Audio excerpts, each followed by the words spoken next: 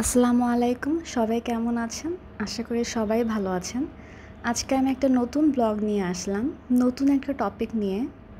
দেখি আপনারা বুঝতে পেরেছেন, এটা হচ্ছে ছাদের বাগান।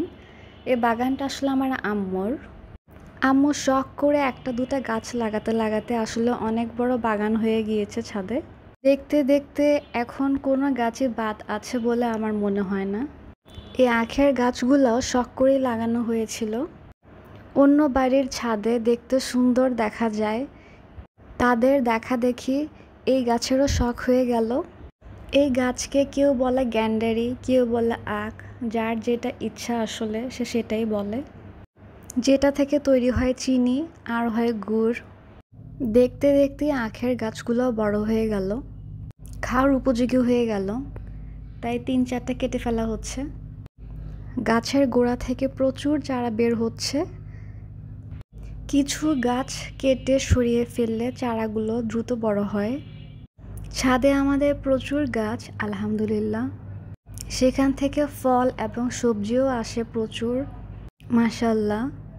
সেগুলো যে শুধু আমরা কিংবা মানুষ খায় তা কিন্তু না। এই ফলমূল আর শাকসবজির ভাগ কিন্তু পাখিরা এবং কিছু চোররাও পেয়ে থাকে। বেচারা পাখিগুলা না হয় এইসবের উৎস থেকে ভাগ পেয়েই থাকে, কিন্তু চোররাই ভাই এসব থেকে কিভাবে ভাগ পায় সেটা আমি বুঝে উঠতে পারলাম না। ছাদে কোনো ফল যদি পেকে থাকে এবং সেটা যদি যত্ন করে রেখে আসা হয় ছাদে, পরদিন গেলে আর পাওয়া যায় না। আমাদের ছাদের গাছের ফলের বেশিরভাগই থাকে হচ্ছে পাখির পেটে আর হচ্ছে চোরের পেটে। যাই হোক, দুঃখের কথা অনেক বলে ফেললাম। আখগুলো কেটে ছেটে পরিষ্কার করে নেওয়া হচ্ছে যেন এগুলো জুস বানানো যায়। আখের উপরে যে সবুজ কিংবা হলুদ কালারের যে কালারটা দেখা যায় সেটা আসলে পুরোপুরি তুলে ফেলা হচ্ছে ছুরির সাহায্যে। এতে করে কোনো রকমের কোনো ময়লা থাকছে না কিংবা কোনো মাটিও থাকছে না।